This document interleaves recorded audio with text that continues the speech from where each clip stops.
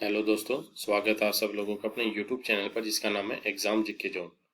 दोस्तों आज हम डिस्कस करेंगे जो हरियाणा पुलिस की जो लिस्ट आई थी।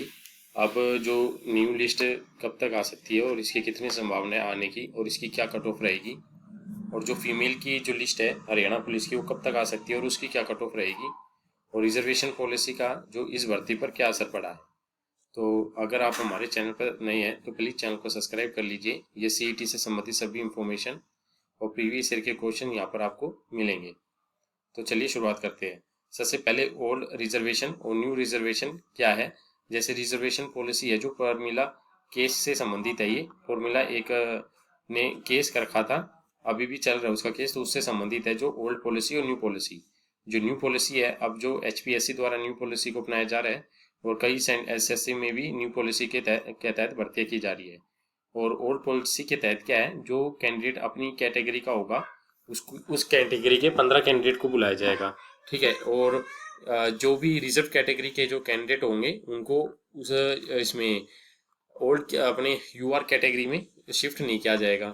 ठीक है। तो ये ओल्ड कैटेगरी वाली रिजर्वेशन पॉलिसी है। न्यू कैटेगरी रिजर्वेशन पॉलिसी में क्या आएगी, जैसे यूआर की 1000 पोस्ट है और ये 15 गुना कैंडिडेट आएंगे तो 15,000 कैंडिडेट को बुलाया जाएगा। अब उसमें टॉप 15,000 कैंडिडेट को बुलाया जाएगा जिसमें ईडब्ल्यूएस, एससी, बीसीए, बीसीबी कोई भी शामिल हो सकता है। तो ये न्यू पॉलिसी के तहत भर्ती चल ही रही है।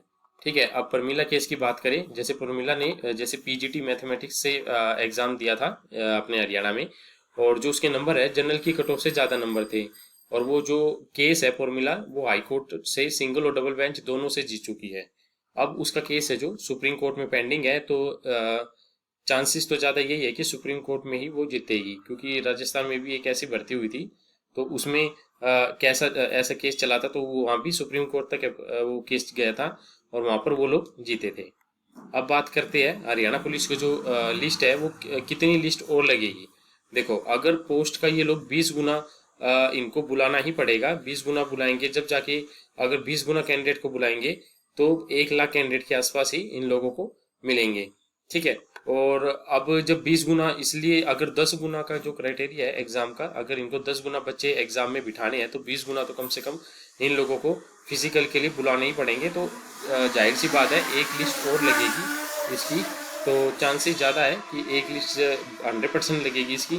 क्योंकि जैसे पीएमटी की बात है, अगर पीएमटी में जैसे अब की बार फर्स्ट वीक में 10,000 कैंडिडेट को बुलाया गया है, सेकेंड वीक में ज़्यादा कर दिए 21, थर्ड वीक में भी 21 और फोर्थ वीक में भी 21,000 कैंडिडेट, और जो 73,000 टोटल 4 वीक तक 73,000 कैंडिडेट को बुलाया जा रहा है। तो अगर इनको फिजिकल एग्जाम में अगर बिठाना है 10 गुना, तो एक और लिस्ट इनको लगानी पड़ेगी। ठीक है। अगर एक और लिस्ट लगी तो कम से कम ये लगा लो 2 से 3 नंबर का फर्क आएगा, 2 से 3 नंबर कम जाएंगे। ठीक है। अगर रनिंग पीएमटी के बाद अगर जून में हुआ तो ठीक है, जून के बाद हुआ तो उसमें जब ज़्यादा गर्मी लगेगी और फिजिकल बहुत मुश्किल हो जाएगा बच्चों का करना। और जो टॉप की जो क्रीम है, जिन बच्चों के 75+, 80+ है, उन लोगों का, जैसे ये जो पढ़ाई में जो तेज होते हैं बच्चे, तो इनका जो है फिजिकल थोड़ा सा कम होता है, रनिंग रूनिंग थोड़ी कम रहेगी, तो इन लोगों के चांसेस ज़्यादा हो जाएंगे उस समय बाहर निकलने के। तो अगर फिजिकल जून के बाद एचएसएससी करवाएगी एक और लिस्ट के साथ, तो आप लोगों के कम से कम भी नहीं तो 4 से 5 नंबर का फर्क आराम से पड़ेगा फिजिकल के अंदर, और बच्चे ज़्यादा फेल हुए तो कट ऑफ और कम जाएगी। ठीक है। तो ये फिजिकल का एक और लिस्ट का ये क्राइटेरिया था लगने का, किस प्रकार से क्या लगेगा।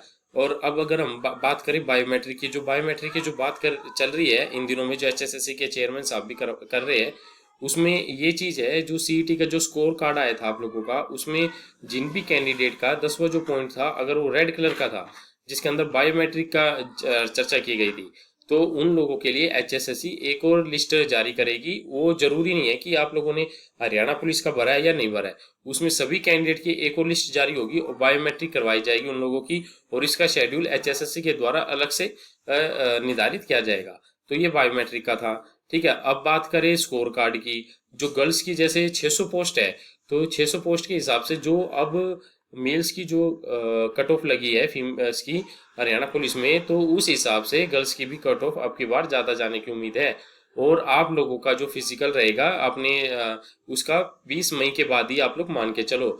लेकिन इसमें एचएसएससी के द्वारा अपना जो इसमें है तो वो जल्दी लिस्ट निकाल देनी चाहिए गर्ल्स के लिए, क्योंकि बाद में बहुत ज़्यादा गर्मी का सिलसिला शुरू हो जाएगा, तो उस समय बहुत ज़्यादा दिक्कत हो जाएगी अपनी बहनों को उसमें करने में, दौड़ लगाने में, उन सब चीज़ों में। तो ये था आज का डाटा जो आप लोगों के साथ शेयर करना था दोस्तों। और आप डिमोटिव ना रहे, जिन लोगों का हरियाणा पुलिस में नंबर नहीं आया सेकंड लिस्ट में आ सकता अगर 1-2 नंबर से रहे हो तो, और जिनका नहीं आया काफ़ी गैप है तो आप लोग आगे कंटिन्यू तैयारी रखें। सीईटी की और भी भर्ती आएगी, स्कोर कार्ड आप लोगों ने देख लिया होगा अपना अपना, और सीईटी की और भी भर्ती आएगी और आप लोग कंटिन्यू रखिए अपनी पढ़ाई। और इस साल अपना टारगेट मान के चलो कि गवर्नमेंट जॉब लेनी ही लेनी है आप लोगों को।